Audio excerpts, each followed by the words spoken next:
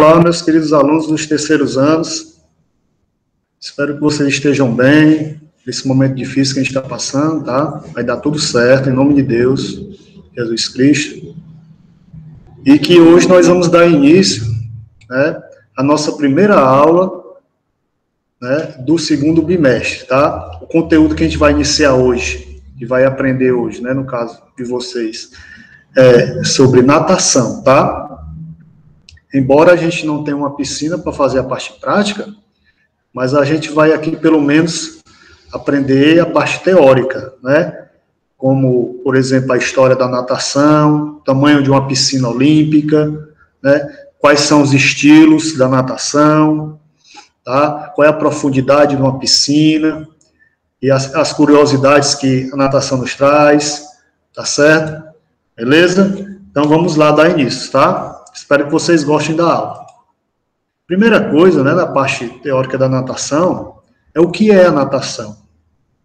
Natação é a capacidade do homem e de outros seres de se deslocar através de movimentos efetuados na água. A natação é vista como uma atividade desportiva e de lazer, certo? A natação tanto é bom, né, na questão da nossa sobrevivência, né, no caso de questões de afogamento, Deus me livre, você saber se movimentar na água, de como brincar na água, né? Ter um lazer, tá bom? Qual é a história da natação? A natação é conhecida desde os tempos das pré-históricos, sendo que o registro mais antigo remonta às pinturas rupestres, cerca de 700 anos atrás. A natação começou por ser um meio de sobrevivência das pessoas, que na época, né, a questão da primitiva, precisavam de fugir de animais maiores ou de caçar nos rios e lagos. Na Grécia Antiga, essa atividade já era praticada por ser benefício ao corpo humano. Este esporte já fazia parte das Olimpíadas da Grécia Antiga. No século XIX, os ingleses criaram as primeiras regras para a prática de natação enquanto esporte competitivo. Ainda no século XIX, as primeiras competições foram organizadas na Inglaterra. E em 1902 foi fundada a Federação Internacional de Natação, a FINA, ok? Aí nós vamos falar agora, para vocês terem entendimento, quais são os estilos, né, que tem de, quais são os posicionamentos na água. Levando em consideração o posicionamento do tórax e movimento de pernas e braços, são definidas 4 estilos da natação. O crawl, que a gente conhece muito como nado livre, né? Borboleta, o peito e costas. Agora a gente vai ver a definição de cada um e ver algumas figurinhas como se faz o movimento, ok? Vamos lá, começando pelo crawl, tá? O nado livre. Qual é a definição do crawl? Este é um nado, é o mais rápido. O nadador se movimenta com o abdômen voltado para a água, né? A ação das pernas se faz em golpes curtos e alternados, no plano vertical à superfície. O movimento dos braços também é alternado de tal forma que um comece a puxar água imediatamente antes que o outro termine de fazê-lo. Quando um dos braços está fora da água, o nadador pode virar a cabeça para respirar. Quanto maior o número de braçadas, maior o rendimento. Aqui, quando fala essa questão de tirar a cabeça para respirar, é porque a cabeça no nado crawl, ela fica submersa, tá certo? Então, ele só tira a cabeça da água para respirar, ok? Por isso que o treinamento, para aprender as técnicas, é muito importante. Aqui são os movimentos do nado crawl, né? Como eu falei anteriormente, enquanto um braço ele está na água fazendo a puxada, o outro está na fase aérea, né? Para vir entrando na água e fazendo novamente a puxada. Assim, tudo isso vem alternadamente. Enquanto isso, as pernas continuam batendo de cima para baixo na água, com elas semiflexionadas. Elas não podem ser estendidas completamente, tá certo? Senão você afunda, ok? Nós vamos para o segundo nado da natação, que é o nado borboleta. Esse nado borboleta é um pouco mais complexo, mas com treino e paciência e o dia a dia você vai adquirindo a técnica. O nado borboleta é um dos mais difíceis, pois exige muita técnica, precisão, força e um bom senso de ritmo.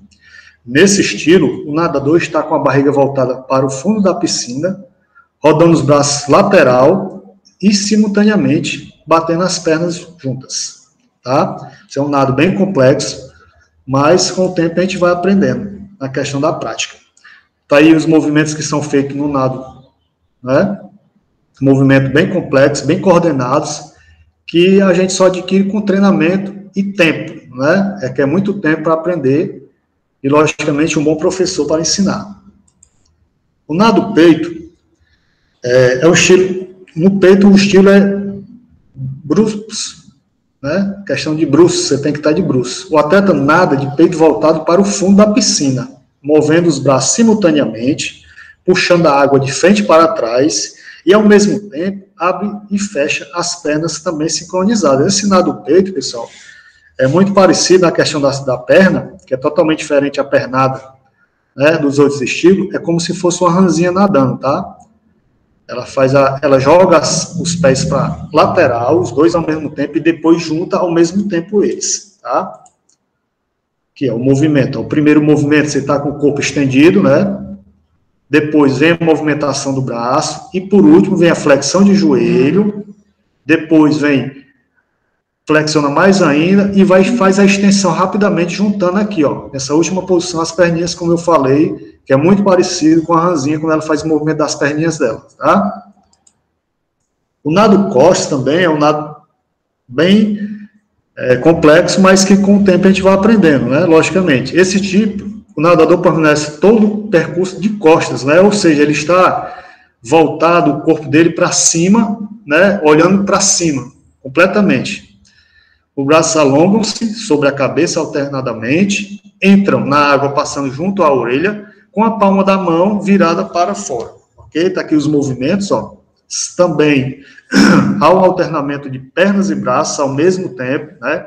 Isso exige o quê? Coordenação motora, que é feito também, essa parte aí, o aprendizado dela é no início, logicamente, para chegar nessa situação aqui de performance, tá certo? Aí, quais são aí falei já dos 4 estilos, a gente vai falar um pouco agora de algumas curiosidades da natação. As competições internacionais de natação são organizadas pela FINA, Federazione Internazionale di Natation, tá? Criadas em 1908. No Brasil, quem organiza as competições oficiais é a CBDA, Confederação Brasileira de Desportos Aquáticos. Nossa, aqui um recorde olímpico dos 50 metros livres, é do brasileiro César Cielo. Ele fez a prova em 21 segundos e 30 milésimos nos Jogos Olímpicos de Pequim em 2008. Tá? É um grande feito para um atleta brasileiro. Tá? Outra curiosidade, nas Olimpíadas de Londres, 2012, após ganhar 6 medalhas, Michael Phelps, né, o fenômeno da natação, se tornou um atleta com mais medalhas olímpicas da história. Em 3 Olimpíadas disputadas, foram 22 medalhas conquistadas, sendo 18 de ouro, 2 de prata e 2 de bronze. Comemora-se em 8 de abril o Dia da Natação. Né, esse Michael Phelps, né, um fenômeno, né, da nossa natação, ok? Outra curiosidade, né, a piscina oficial para a prática de natação deve medir 30 metros de comprimento, né, por 22 centímetros de largura. Isso aqui é para iniciantes, né? A gente está falando da questão do iniciante aqui, nesse momento. Profundidade, a piscina deve ter de 1,35 metros ou mais. Nas competições, a temperatura da água deve estar entre 25 graus e 28 graus, tá? A piscina deve ter 8 raias, cada uma deve ser ocupada por apenas um nadador, tá? Com 2,5 metros de largura cada uma. Ok? Quais são os benefícios, né, de quem pratica a natação? A natação é considerada um dos esportes mais saudáveis, pois trabalha com diversos grupos musculares e articulações do corpo. Há também benefícios desta prática desenvolver o sistema cardíaco, né, e respiratório, ou seja, melhora tanto a questão cardíaca como pulmonar, né? Você fica com resistência respiratória bem grande. Como qualquer atividade esportiva, antes de praticar, o indivíduo deve procurar uma atenção do profissional da área e passar por testes de avaliações. Outra coisa, toda e qualquer modalidade esportiva, né, ou atividade física, sempre lembrando que a gente deve, né? E procurar um médico, fazer alguns exames para saber se você é apto a fazer essas atividades, seja ela qual for, ok? Pronto. Voltando aqui, isso aqui falou-se muito teoricamente da natação, tá certo? E aí o que é que acontece? Vamos falar agora, vamos falar aqui do iniciante, uma pessoa que nunca fez natação. Qual é o procedimento? Primeiramente, como eu falei, né, você tem que procurar um médico, né, para saber se você fazer alguns exames para saber se você é apto. Beleza, o médico liberou para você fazer a natação, ok? Aí você vai, a sequência qual é? Procurar um professor, né, de educação física, né, um profissional, um educador físico, e aí ele vai te ensinar, né, como praticar a natação, tá? Inicialmente, o que é que a gente faz? A gente faz uma adaptação ao meio líquido. O que é isso? É o aluno, como ele se comportar na água. Geralmente os alunos, né, principalmente crianças, eles têm medo de adentrar a água. Então a gente faz algumas brincadeiras lúdicas, no caso de uma criança, né, para que ela possa se adaptar, né? O nome já está dizendo, adaptação ao meio líquido, tá? E com o tempo, ela vai criar coragem, né? Não vai ter mais medo da água, né? Algumas, nem todas, isso aí, né, é muito relativo. Algumas já entram na piscina, já acham que sabe nadar e não é assim, e outras têm medo.